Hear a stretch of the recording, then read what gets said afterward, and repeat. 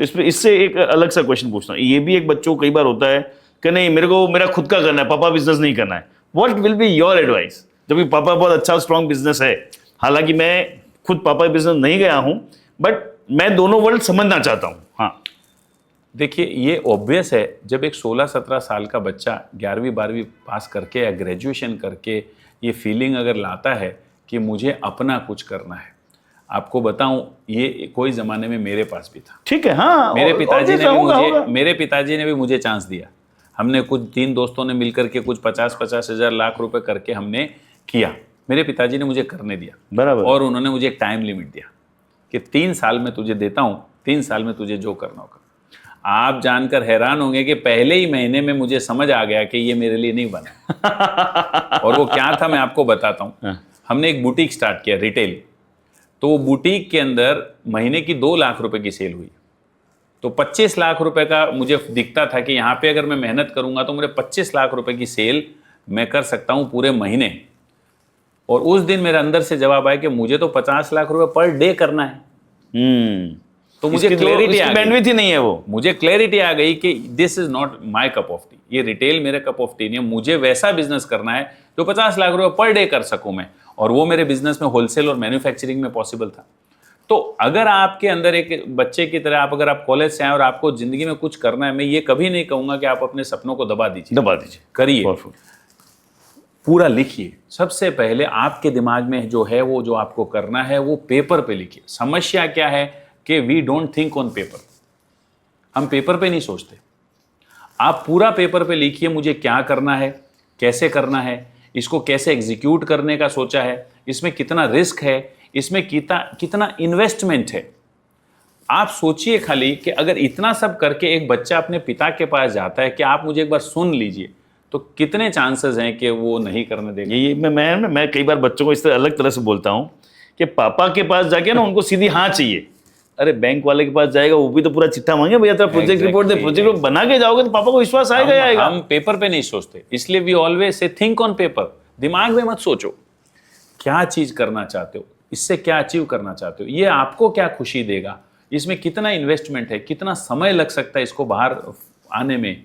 ये अगर आप लेके जाएं, दुनिया का कोई बाप ये नहीं चाहेगा कि अब उसका बेटा अपने सपने पूरा ना करे। वही होगा, बैंक को प्रोजेक्ट रिपोर्ट दे देंगे, लेकिन पापा मांगते हैं तो अरे आप सवाल पूछ रहे हो। Exactly, very very powerful stated.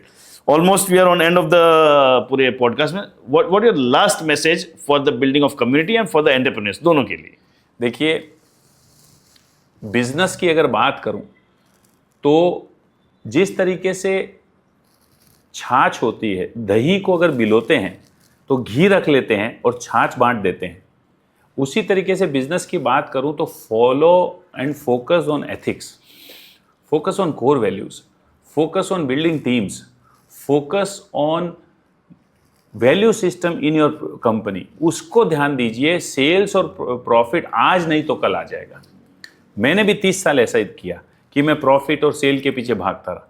अगर मैं वैल्यू सिस्टम के पीछे, कोर वैल्यूज के पीछे, प्रोडक्ट में वैल्यू कैसे और जनरेट करूं, इसके पीछे जब से भागना शुरू किया, बिजनेस बिकम अ जर्नी, बहुत गेम बन गया, एक अच्छा गेम बन गया जो आनंद देता है। ये बिजनेस की बात करूंगा। और एज ए इंसान, एज ए सोसाइटी के एक व्यक्ति की तरह बात करूं तो मैं हर एक व्यक्ति को मैसेज देना चाहता हूं कि अल्टीमेट हैप्पीनेस आपको दे के मिलने वाला है, कंट्रीब्यूट करके मिलने वाला है, कंट्रीब्यूट करके ही मिलेगा। इसको मैं एक लाइन में हमेशा ऐसे बोलता हूँ, there are no 2 chance to live one life. जीवन जीने का एक ही मौका है, अगला मौका शायद मिले नहीं मिले। तो आए हैं तो किसी के लिए कुछ करके जाएं। आपको अगर मान लीजिए कोई पेड़ लगा के खुशी मिलती है कि साहब लोगों को स्वच्छ हवा मिलेगी, आप वो करिए, कोई भी तरह से कंट्रीब्यूट कीजिए। आपको लगता है कि साहब मैं बच्चों को मार्गदर्शन दे के कर रहा हूं, आप वो करिए।